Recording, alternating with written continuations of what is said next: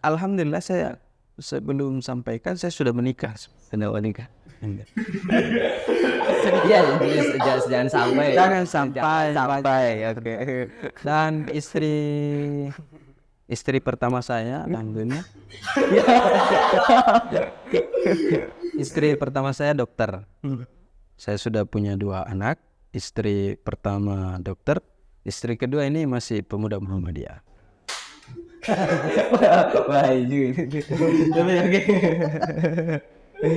Nanti ini pada pemilu 2024 ini 14 Februari 2024 Baru bisa ditahu. salah satunya calon dari Muhammadiyah yang kader Muhammadiyah dari DPD itu Eli Oscar MPDI. Berapapun suaranya Eli Oscar MPDI, itulah suara Muhammadiyah. Dan siapapun tidak bisa membantah suara yang saya dapat nanti ini 2024 bahwa itulah suara Muhammadiyah. Mau 500.000, mau 700.000, mau 100.000, itulah suara Muhammadiyah. Karena cuma saya satu-satunya yang didorong Muhammadiyah untuk masuk di DPD. Dan di Sulsel ini, kalau dia masyarakat Sulsel, pasti punya hak untuk memilih calon DPD. Dan satu-satunya DPD dari Muhammadiyah ya saya.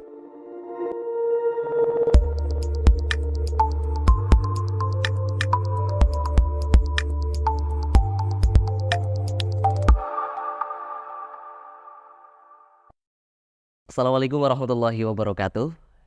Jumpa lagi dengan saya Firmansyah dalam Nuansa Podcast.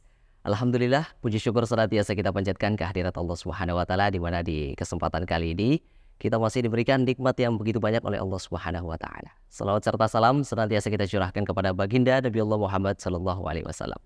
Baik sahabat Nuansa Podcast, di kesempatan kali ini kita akan kembali melanjutkan obrolan santai kita, dan tentunya kali ini saya tidak sendirian. Saya ditemani oleh seorang narasumber yang luar biasa.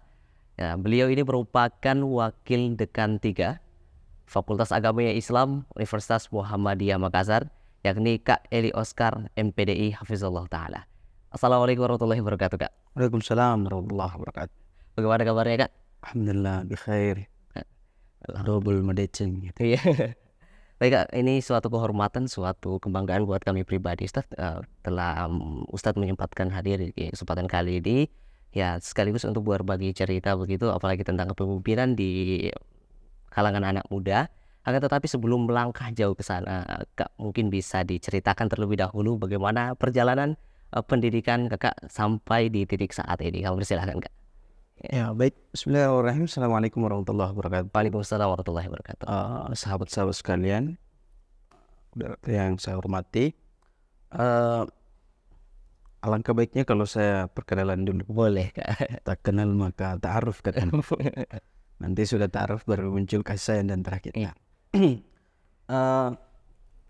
Nama saya saat ini Eli Oscar. Sebenarnya waktu lahir ibu tercinta itu memberi nama Muhammad Ilyas. Iya. Cuma karena perjalanan sejarah nama saya berubah menjadi Eli. Kenapa berubah jadi Eli? Karena kakek saya itu suka sekali Elis Fikal. Elis Fikal itu petunjuk dulu. Jadi karena suka dengan Elis Fikal, penggemar Elis Fikal, maka keseharian saya itu dipanggil oleh kakek saya itu Eli. Karena kita sekolahnya di kampung teman-teman, maka guru itu tidak menanyakan ke orang tua siapa namanya, cuma ditulis saja nama panggilan. Iya. Jadi tertulis di absen itu Eli. Sampai keluar ijazah tertulis nama Eli. Sepanjang perjalanan saya selalu dikira perempuan karena namanya Eli. Jadi dulu 2008, 2007, 2008 saya sering keluar daerah dan sering beli tiket, selalu ditulis namanya di tiket itu Mrs. Eli. Jadi sekarang dikira perempuan. Sejak saya aktif di Ikatan Pelajar Muhammadiyah, di Sanggar Seni Korek 45 Baru dan seterusnya, saya kemudian menambah nama saya menjadi Oscar. Oscar itu gabungan dari kedua orang tua saya, Usman Karonceng. Jadi begitu. Jadi jadilah nama saya Eli Oscar saat ini.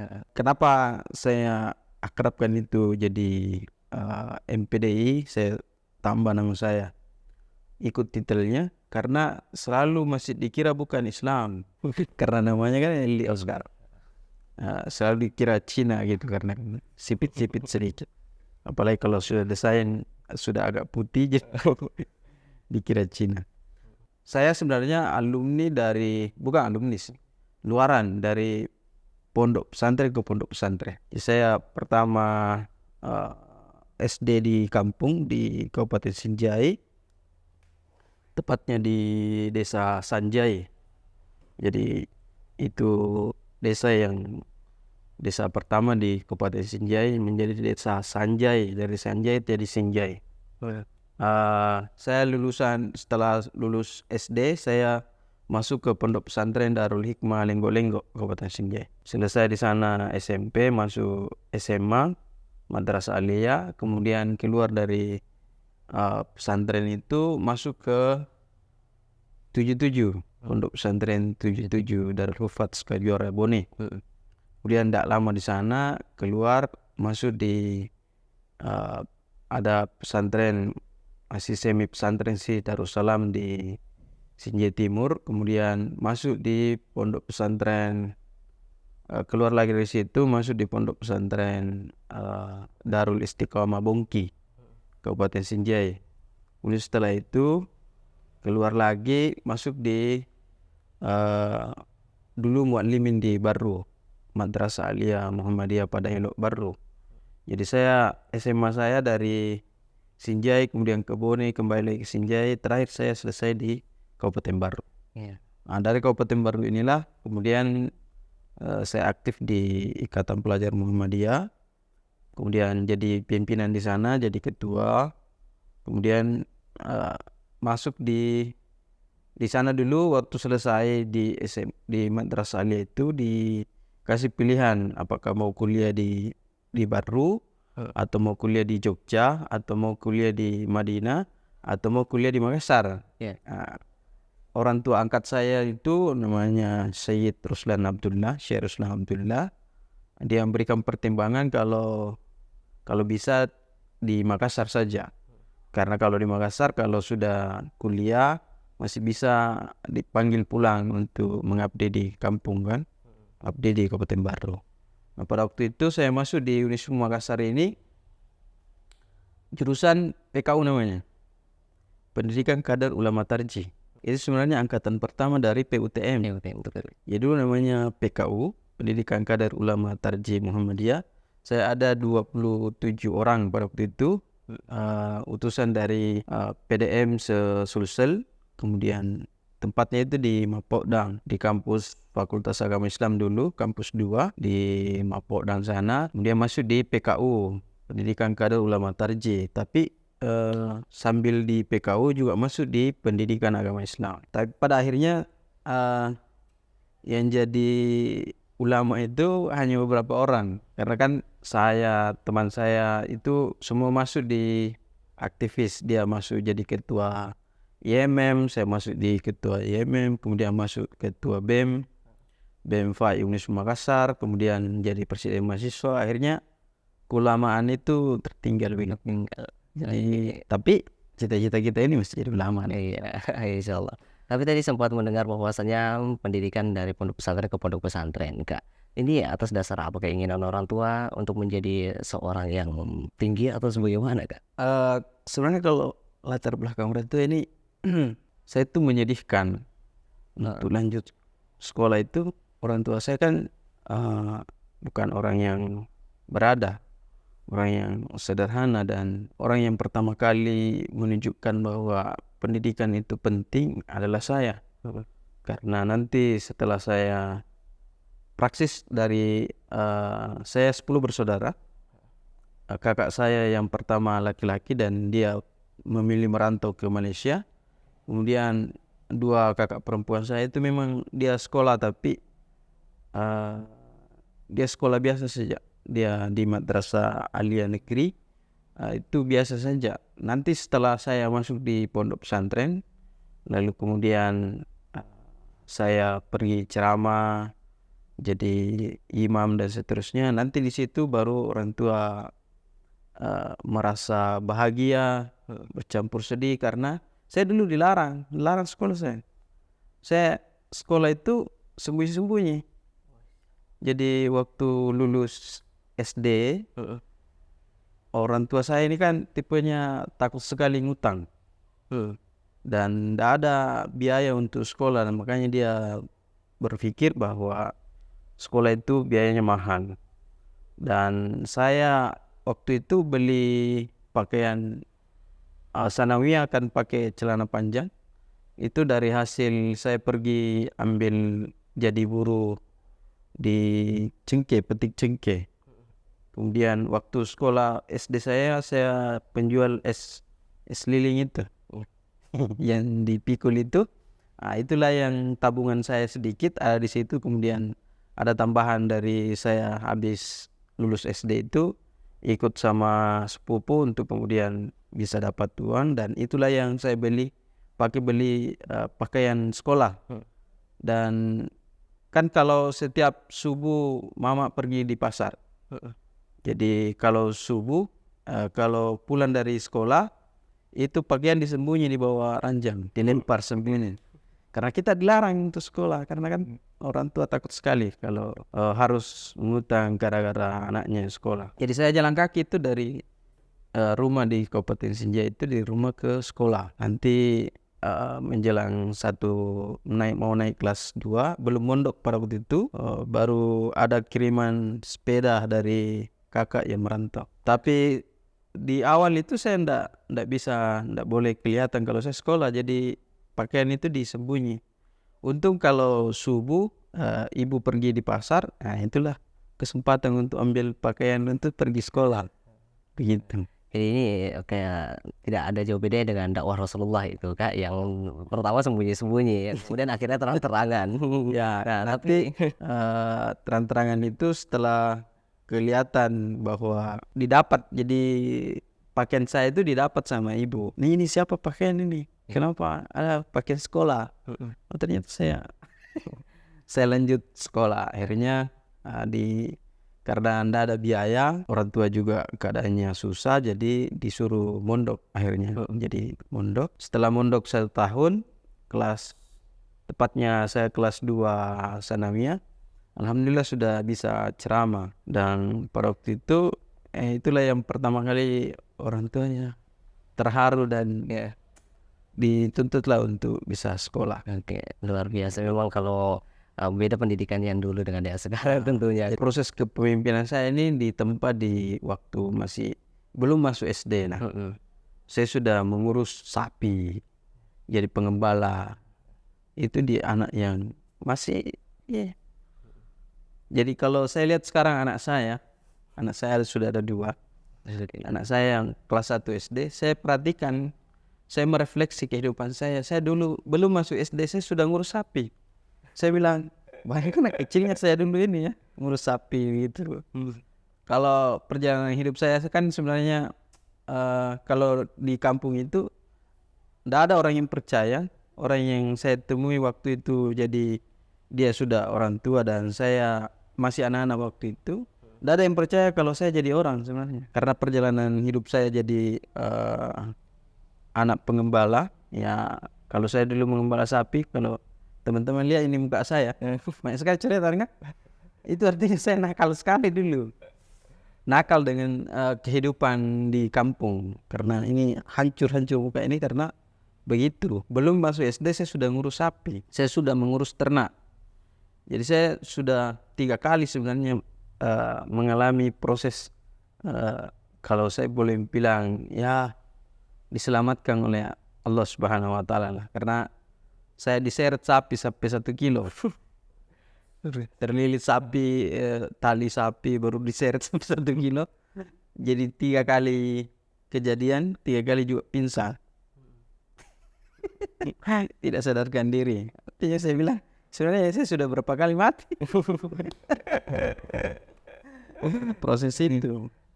Itulah yang membuat dalam kamus hidup saya ini ya, saya sangat yakin akan skenario Allah Subhanahu Wa Taala, dan saya tidak mengenal putus asa dalam kamus kehidupan saya. Karena dari kecil kita sudah diasah betul bagaimana menjadi seorang pengembala sapi lah saya ini.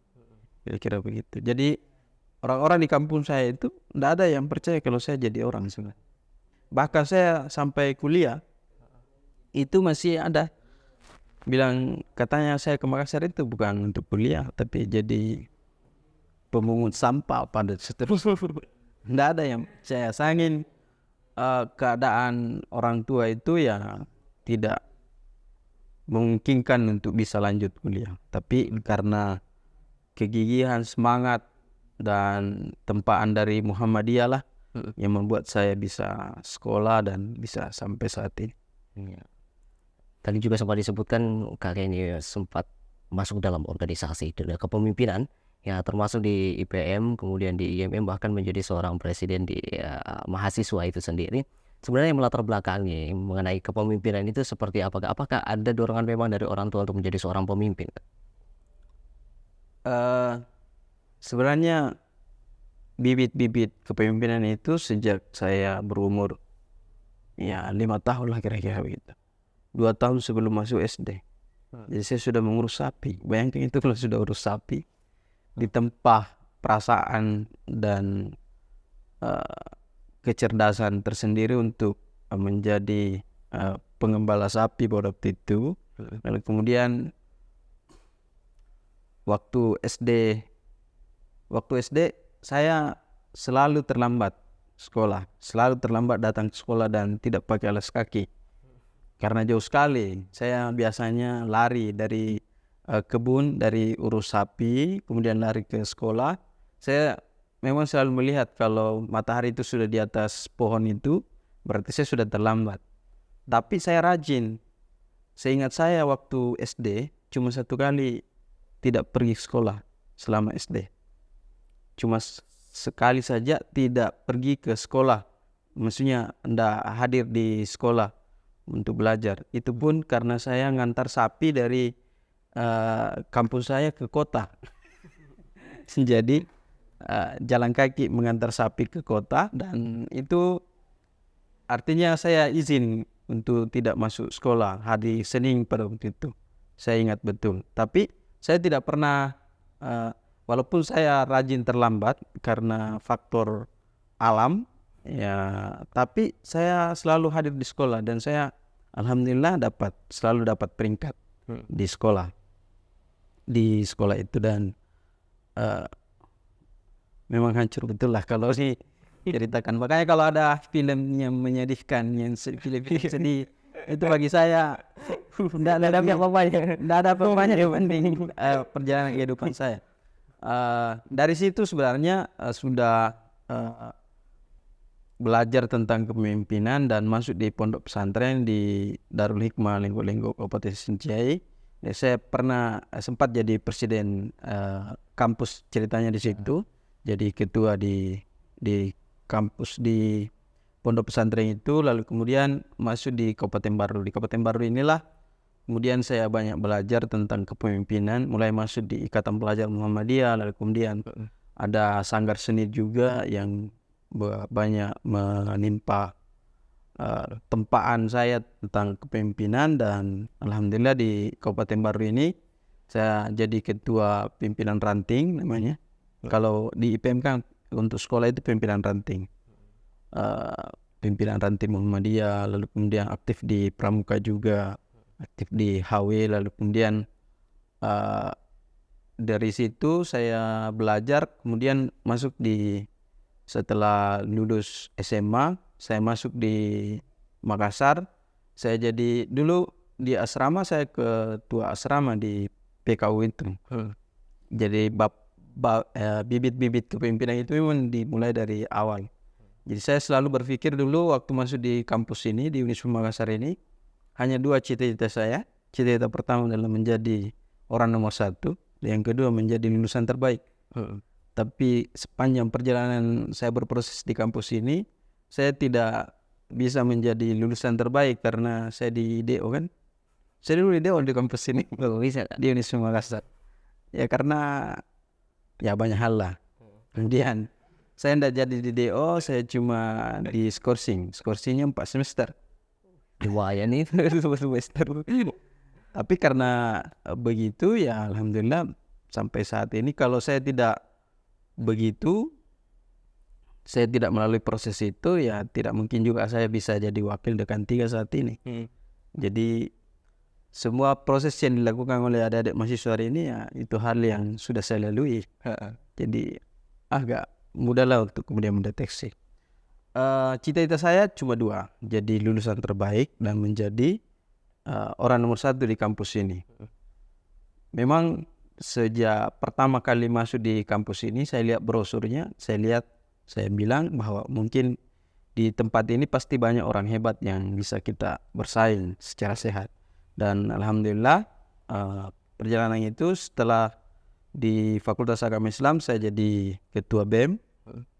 Memang ancang-ancangnya jadi presiden mahasiswa, jadi tetap pada niat awal untuk menjadi orang nomor satu dan alhamdulillah jadi presiden mahasiswa di kampus ini.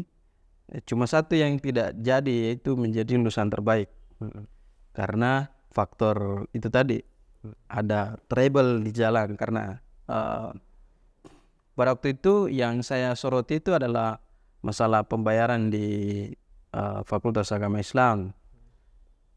Padahal saya kuliah gratis, tidak ada saya bayar, tapi karena tanggung jawab kepemimpinan, karena pada waktu itu saya tosi yang jadi ketua BEM, ya mau tidak mau saya harus soroti. Padahal kalau mau melihat pribadi ya untuk apa? Karena saya kan kuliah gratis. Tapi karena proses tanggung jawab kita sebagai ketua BEM, akhirnya kita melakukan aksi demo dan itulah yang membuat saya di DO dari Universitas Makassar. Jadi dulu istilahnya di DO dikasih kembali ke PDM, kasih kembali ke PDM baru.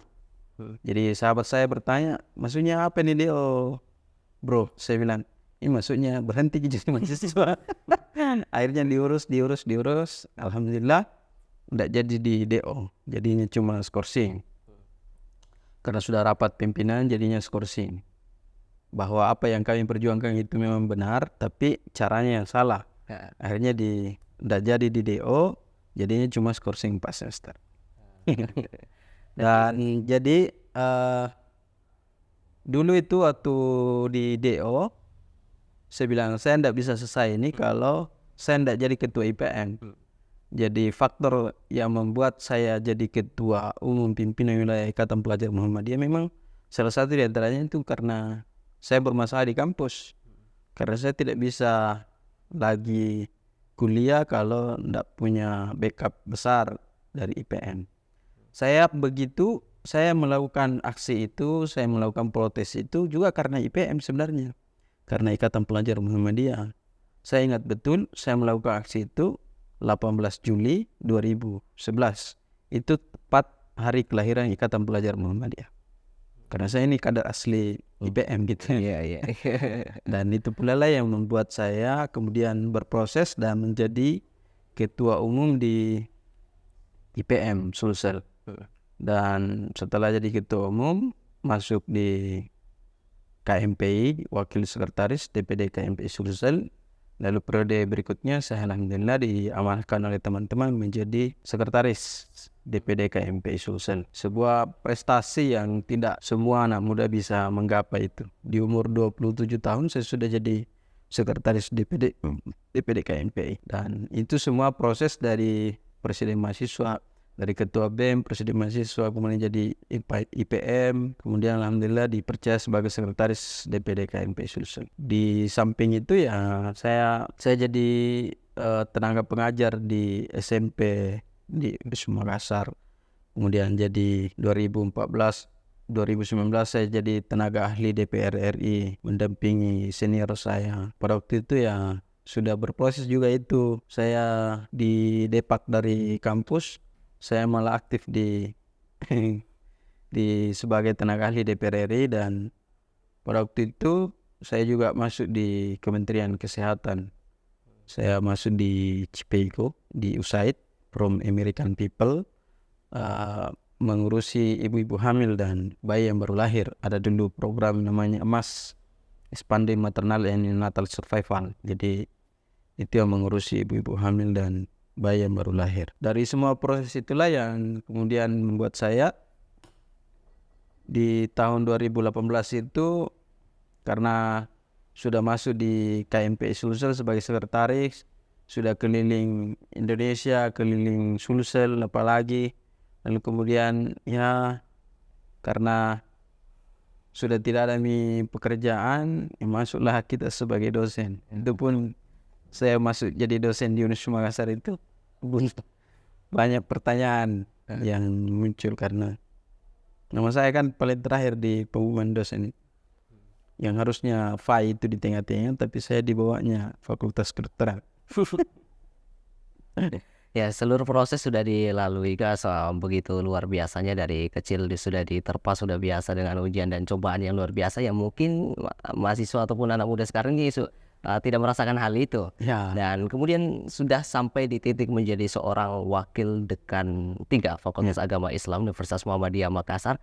Lalu apa lagi yang ingin dicapai ya daripada itu semua? sebenarnya kalau saya sebenarnya disuruh memilih di awal, saya sebenarnya lebih tertarik di Mahat Albir karena kan saya di awal itu jadi mubalik hijrah. Jadi saya sudah keliling Sulsel ini, keliling Sulawesi, Pulau Sulawesi, bahkan saya sudah sampai di Papua. Papua itu sudah di sana dulu 40 hari untuk kemudian berdakwah. Selain berdakwah juga jadi imam. Tapi dari proses ini saya juga tidak terlepas dari kepemimpinan. Dan hari ini alhamdulillah saya jadi wakil dekan 3 Fakultas Agama Islam. Walaupun saya wakil dekan 3, tapi al-lughatul arabiyahnya itu masih kurang. Jadi ini sebenarnya yang mau saya capai. Cita-cita di awal itu mau jadi kiai sebenarnya. Cuman mungkin ada proses yang harus saya lalui, dan hari ini karena saya Ketua Pemuda Muhammadiyah Sulawesi Selatan sekaligus Komandan Nasional Kokam.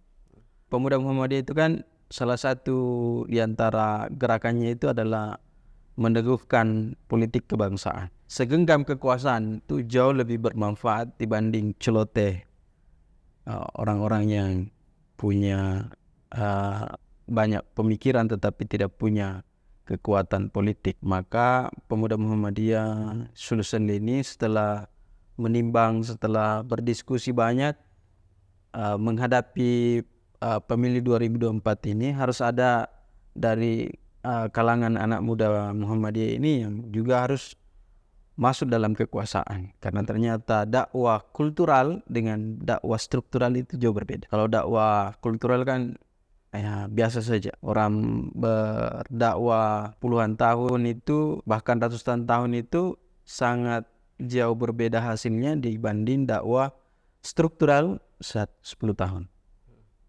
Itu bedanya, beda puluhan tahun lah. Dulu Pak Patabai Pabukore waktu jadi bupati di Kabupaten Bulukumba, setelah beliau mengeluarkan perda syariat Islam tentang semua siswi yang kelas yang SMP SMA itu harus pakai jilbab. Semua pada waktu itu harus pakai jilbab karena itu dakwah strukturalnya dibanding para pendakwah, para dai dari Muhammadiyah, dari NU, dari umum, dari mana saja itu berdakwah dulu bahwa putri-putri kita itu harus pakai jilbab, tapi itu tidak terlaksana dengan baik.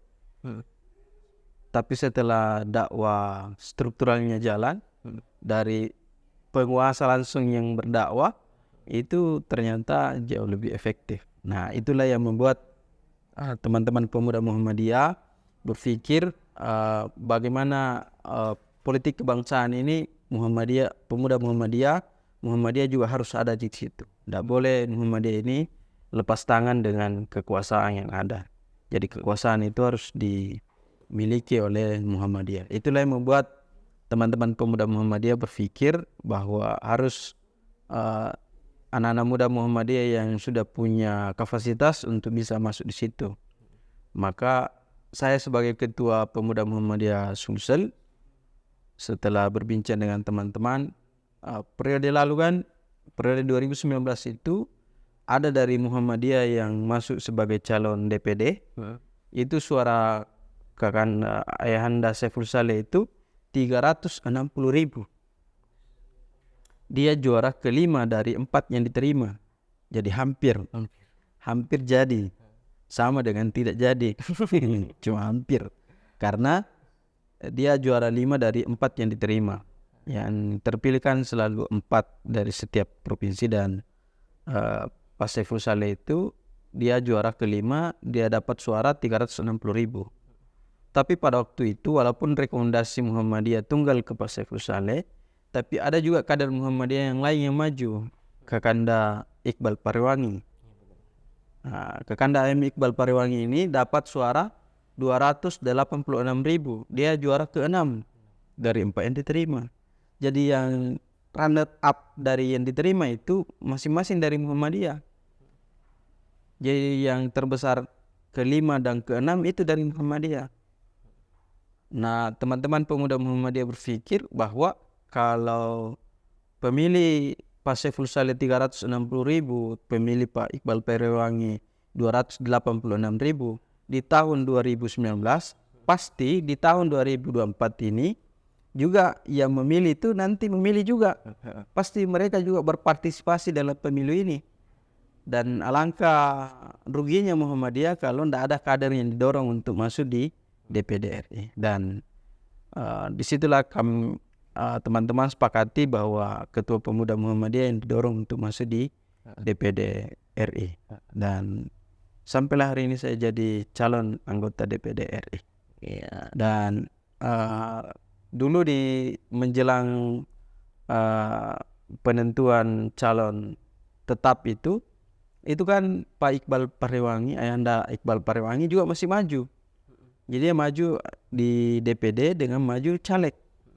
Nanti penentuannya itu setelah sehari sebelum penentuan baru dia menyatakan bismillah maju di DPR RI. Dapil Sulsel 1 ini. Sebelumnya masih juga calon DPD. Dan saya kira dengan kebesaran hati Kak Iqbal Pariwangi masuk di DPR RI, itu membuka peluang sangat besar bagi saya, bagi calon tunggal dari Muhammadiyah, untuk bisa mendapatkan 1 kursi di DPD RI. Begitu. Udah bersama ya kan. Ya, jadi kenapa begitu teman-teman? Karena pemuda Muhammadiyah ini sudah mengkaji betul bagaimana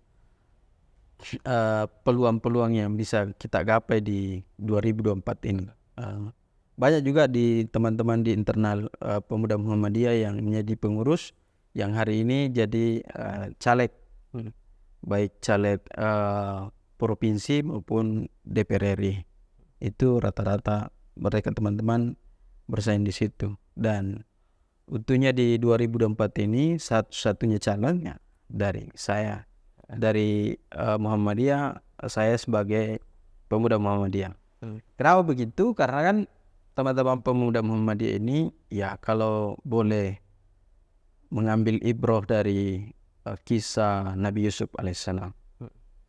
Nabi Yusuf alaihissalam itu kan setelah membantu kerajaan pada waktu itu, di zamannya itu, setelah banyak membantu kerajaan, ditanya oleh raja pada waktu itu, "Wahai Yusuf, apa yang kau inginkan dalam kerajaan ini? Karena kau ini sudah banyak berbuat, apa yang kau inginkan? Apa yang mau kau inginkan dalam kerajaan ini?" Apa kata Nabi Yusuf dalam Al-Quran? "Qala ja'alni hadainil ard, inni hafizun alim." Kasih jadi bendahara saya di negara ini. Inni hafizun alim. Sungguhnya saya ini adalah orang yang hafiz, orang yang bisa menjaga amanah, bisa bertanggung jawab, hafizun alim, dan punya pengetahuan itu. Maka itulah sebenarnya yang mendasari anak-anak muda Muhammadiyah. Kalau di Muhammadiyah kan dulu tabu. Meminta jabatan itu dah ada hal yang tabu. Tapi ini pemuda Muhammadiyah berani untuk kemudian pilih menjadi DPD, insyaallah. Karena kita punya kapasitas lah untuk itu. Dari segudang pengalaman kepemimpinan dan kepemudaan, alhamdulillah bisa kita maksimalkan untuk bisa masuk calon saja ini sudah luar biasa. Yang biasanya yang maju DPD RI itu kan sudah capek jadi anggota DPR, sudah capek jadi bupati, baru masuk di DPD, dan itu rata-rata umurnya tua semua. Dan ya satu-satunya aktivis kepemudaan yang maju di DPD RI ini adalah saya. Dan di periode kepemimpinan Gubernur Andi Sudirman Sulaiman, ya alhamdulillah satu-satunya anak muda yang dipanggil sebagai tim gubernur untuk percepatan pembangunan, TGPP namanya. Bidang kepemudaan yang dulu Ketua Pemuda Muhammadiyah Sulsel, ya, saya sebagai bagian dari percepatan pembangunan itu di Sulawesi Selatan. Dan dari semua itulah yang kemudian dikalkulasi oleh teman-teman, insya Allah bisa kita dapat satu kursi di DPD RI. Walaupun begitu kami kan ya dari dulu, sejak dulu sekali kita sudah diajari bagaimana menghadapi dan menjalani hidup dan kehidupan ini. Kami ini tinggal berikhtiar semaksimal mungkin, berdoa, apapun hasilnya, itulah takdir kami sebagai pemuda. Luar biasa. Dan bahkan kalau kita melihat ketika pencalonan diri sebagai seorang anggota DPD RI, dan ada salah satu calon ya mungkin ini ya adalah mantan bupati dari Kabupaten Luhut Timur, Andi Hatomara Garwa, dan juga banyak calon lainnya, dan tentunya ini sekiranya menjadi ajang kompetisi buat kakak sendiri. Dan bagaimana sebenarnya untuk menumbuhkan daripada mentalitas seorang juara dan mampu bersaing dengan calon yang lain gitu. Kadang-kadang ada yang merasa tersaingi dan lain sebagainya. Jadi mental juara sebenarnya tidak lahir begitu saja, dia ditempa.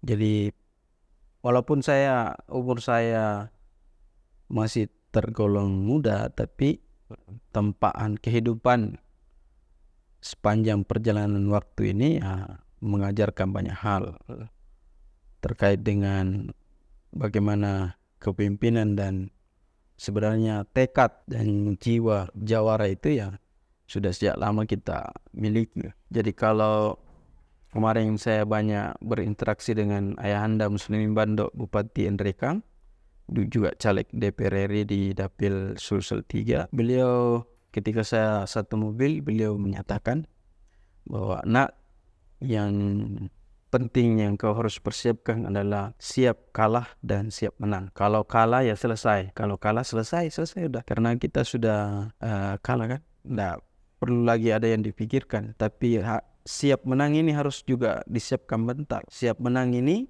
kalau kau menang, bagaimana sikapmu kepada orang lawanmu atau orang yang tidak mendukungmu. Itu sikap pertama, bagaimana sikapmu kepada orang yang tidak mendukungmu. Terus yang kedua, bagaimana sikapmu kepada orang yang tidak mendukungmu dan banyak ceritanya. Yang ketiga, bagaimana sikapmu kepada orang yang tidak mendukungmu, banyak ceritanya, dan ceritanya itu menyakitkan hati. Itulah pesan dari Ayahanda Muslimin Bando. Dan saya merenungi pesan-pesan itu, kata-kata itu, memang kita harus siap segalanya.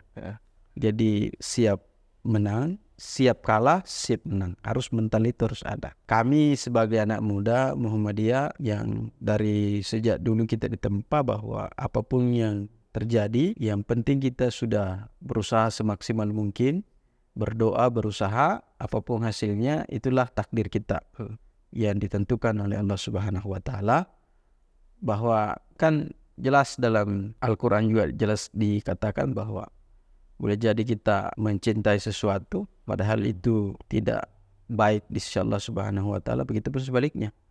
Boleh jadi kita membenci sesuatu, tidak senang dengan sesuatu, tapi padahal itu baik di sisi Allah Subhanahu wa taala, karena kita tidak pernah tahu apa yang akan terjadi dalam proses kehidupan kita. Ya, tugas kita adalah memaksimalkan ikhtiar saja, begitu. Dan itu mental juara yang saya pikir tidak semua orang bisa memiliki. Kelapangan dada untuk menerima sesuatu ya.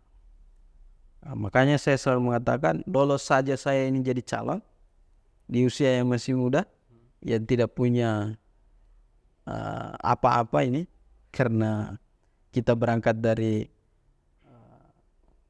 keluarga yang tidak punya nama dibanding orang lain yang punya nama besar di belakang namanya. Kita ini ya biasa-biasa saja, tapi kita punya Allah.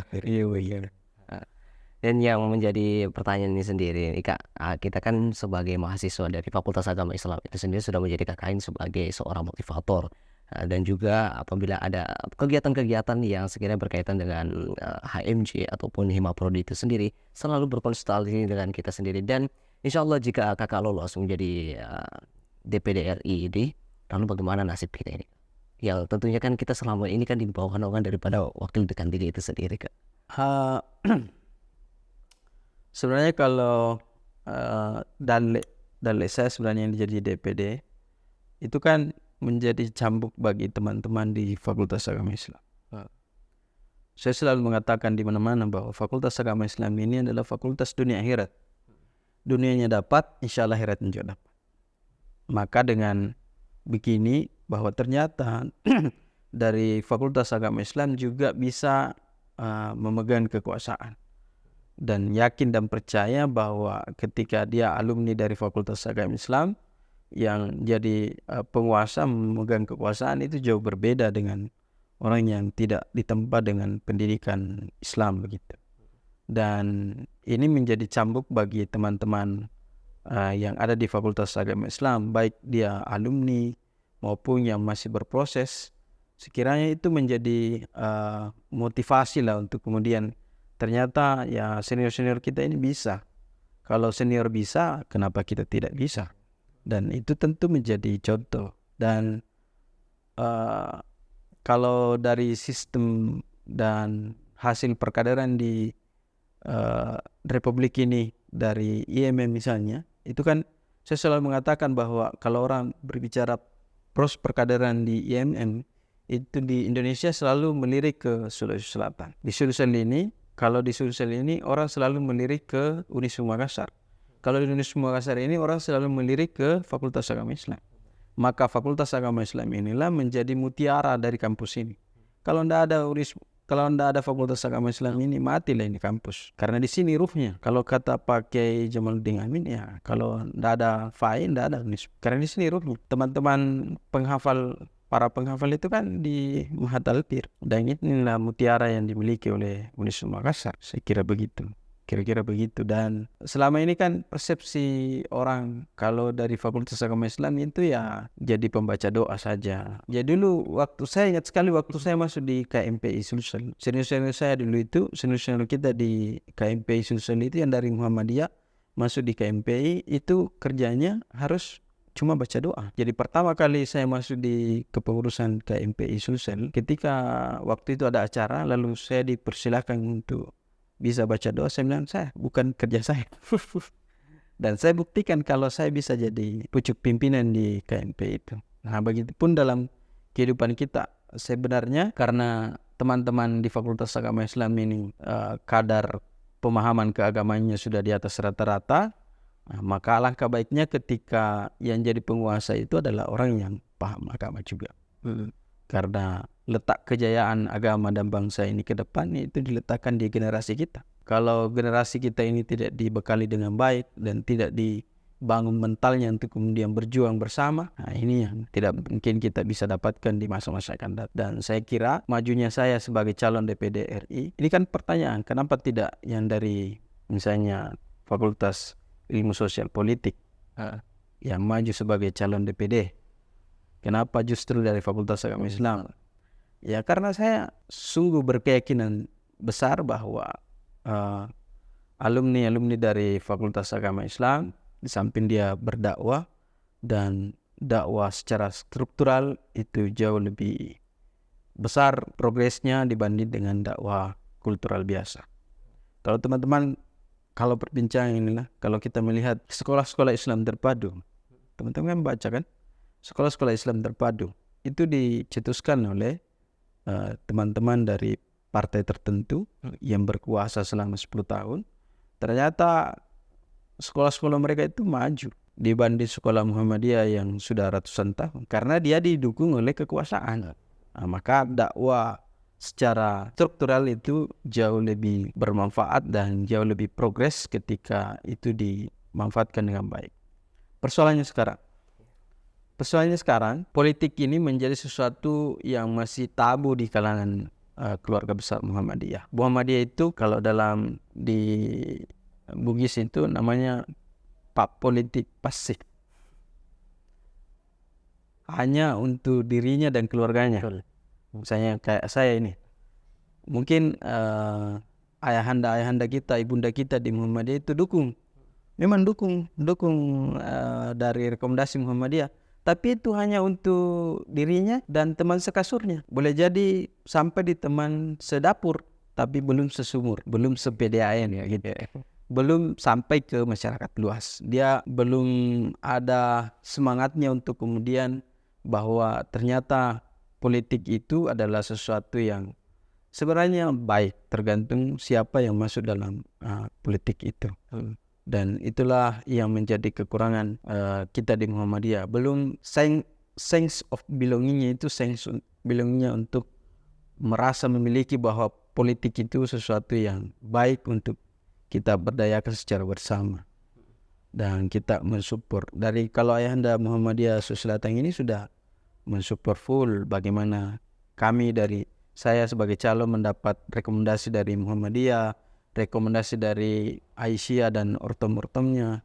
Kemudian kalau toh pada akhirnya saya tidak mendapatkan kursi, yang malu kan bukan cuma saya, tapi Muhammadiyah secara umum, bahwa ternyata Muhammadiyah di Sulsel ini tidak besar. Padahal kalau Ustaz Adi Hidayat itu mengatakan, kalau orang mengatakan Muhammadiyah banyak.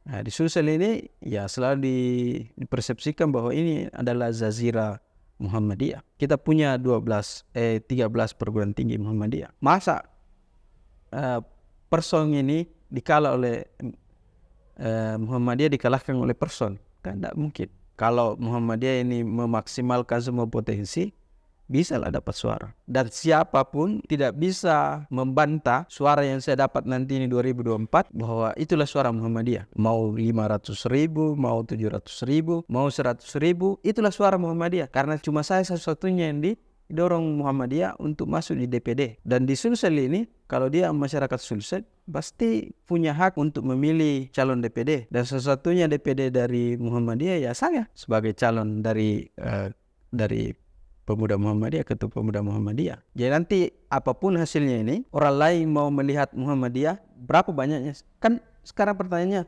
berapa sih sebenarnya orang Muhammadiyah di Sulsel ini? Kan tidak ada tuh. Belum orang yang merasa Muhammadiyah. Kan ada juga yang merasa Muhammadiyah. Nanti ini pada pemilu 2024 ini, 14 Februari 2024, Baru bisa ditahu. satu-satunya calon dari Muhammadiyah, yang kader Muhammadiyah dari DPD, itu Eli Oscar MPDI. Berapapun suaranya Eli Oscar MPDI, itulah suara Muhammadiyah. Tidak ada bisa membantah itu. Siapa kira-kira membantah? Lah, bukan suaranya Muhammadiyah. Nyatanya saya cuma direkomendasi satu orang. Dari 18 calon itu saya lah satu-satunya kader Muhammadiyah. Dan saya lah yang dikeluarkan rekomendasi oleh Muhammadiyah, oleh Aisyah, oleh Ortom untuk kemudian masuk di DPD RI. Jadi sebenarnya ini pesan untuk ayahanda dan ibunda serta kakanda di Muhammadiyah, ya apapun hasilnya itulah suara Muhammadiyah di Sulawesi Selatan. Dan siapapun yang punya kepentingan untuk politik kebangsaan di Muhammadiyah, ya dilihat dari perolehan suara DPD. Kalau mau mengusung kadernya maju di Pilgub, maju di Pilkada dan seterusnya, itu dilihat dari perolehan suara DPD RI. Jadi misalnya anggaplah di Kabupaten Goa, orang bicara berapa sih sebenarnya Muhammadiyah di Kabupaten Goa? Ya dilihat dari perolehan suara DPD ini. Kalau dia banyak berarti segitu itu suara Muhammadiyah. Jadi siapapun calon yang mau maju di Goa, yang mau mengambil suara Muhammadiyah, lihatlah perolehan suara dari saudara Eli Oscar di 2024. Begitulah kira-kira. Kira-kira siapa yang mau membantah itu? Ada bos. Siapa yang mau membantah bilang ndak segitu suaranya Muhammadiyah. Berarti Muhammadiyah tidak solid dong. Jadi siapapun yang mau berkepentingan tentang suara Muhammadiyah di Pilgub, di Pilkada, itu dilihat dari perolehan suara saudara Eli Oscar di pemilu 2024. Kira-kira begitu. Iya. Jadi memang harus dibuktikan, Ya, harus dibuktikan dengan perbuatan yang nyata begitu, bukan hanya bicara saja. Dan untuk mengakhiri pada sesi kita kan mungkin bisa diberikan closing statement dan juga pesan buat teman-teman sekalian nih ya. Jadi dari beberapa bulan ini saya keliling 24 kabupaten kota. Saya sudah punya keyakinan penuh bahwa insya Allah ada satu kursi untuk DPD RI dari kader Muhammadiyah. Dari semua proses yang saya jalani ini teman-teman sekalian, proses kepemimpinan saya di kepemimpinan di organisasi kepemudaan, kepelajaran, kemahasiswaan, saya alhamdulillah Allah Subhanahu wa taala memberikan sedikit kelebihan sepanjang pertarungan saya di organisasi OKP Kemasyarakatan Pemuda, di mahasiswa, di pelajar, saya alhamdulillah belum pernah kalah, dan itu di tingkatan OKP. Tapi baru kali ini, untuk pertama kalinya saya masuk di pemilihan yang masyarakat langsung yang tentukan. Kemarin-kemarin kan yang tentukan itu adalah kader kita. Saya masuk di IPM, masuk di IMM, masuk di Pemuda Muhammadiyah, masuk di KMP dan seterusnya, dan alhamdulillah semua bisa kita menangkan. Dan sekali lagi, berapapun jumlah suara yang saya dapatkan di DPD ini, itulah suara Muhammadiyah di Sulawesi Selatan. Siapapun punya kepentingan, maka silahkan lihat perolehan saya di DPD. Kira-kira begitu. Jadi kalau teman-teman dari Mahatalbik, teman-teman dari Fakultas Agama Islam, fakultas yang lain, Visipol, FKIP, FEBIS, Pertanian, Kedokteran, siapapun Muhammadiyah dari ortomnya yang nanti mau maju, yang punya kepentingan besar pada Pilgub, pemilihan gubernur, pemilihan kepala daerah, pilkada, itu dilihat dari perolehan suara yang direkomendasikan oleh Muhammadiyah kalau orang mau berharap suara dari Muhammadiyah. Kira-kira begitu. Dan saya pikir ini adalah kesempatan besar yang dimiliki oleh Muhammadiyah Sulawesi Selatan hari ini untuk mendudukkan kadernya di senator di DPD RI. Selebihnya itu sebelum-sebelumnya kalau Muhammadiyah, ada yang Muhammadiyah maju, ada juga dari Aisyah maju. Selalu ada 2 yang maju atau 3 yang maju setiap pemilihan DPD di periode-periode sebelumnya. Dan alhamdulillah periode ini, periode 2024 ini, cuma 1 kader yang diusung oleh Muhammadiyah. Kira-kira begitu. Oke. Ini sangat luar biasa perbincangan kita di kesempatan kali ini berbicara tentang pengalaman. Ya, apalagi ini sangat menarik buat anak muda yang mungkin saat ini masih begitu loyo, kurang bersemangat dalam menjalani kehidupan. Ya, padahal tidak ada apa-apa ya kalau dibandingkan dengan perjuangannya kakeknya. Semoga setelah segmen kali ini ya lebih bersemangat lagi. Dan alhamdulillah saya sebelum sampaikan saya sudah menikah. Sudah menikah. Ya, jangan sampai. Jangan sampai. Oke. Dan istri pertama saya, alhamdulillah. Istri pertama saya dokter. Saya sudah punya 2 anak. Istri pertama dokter, istri kedua ini masih pemuda Muhammadiyah.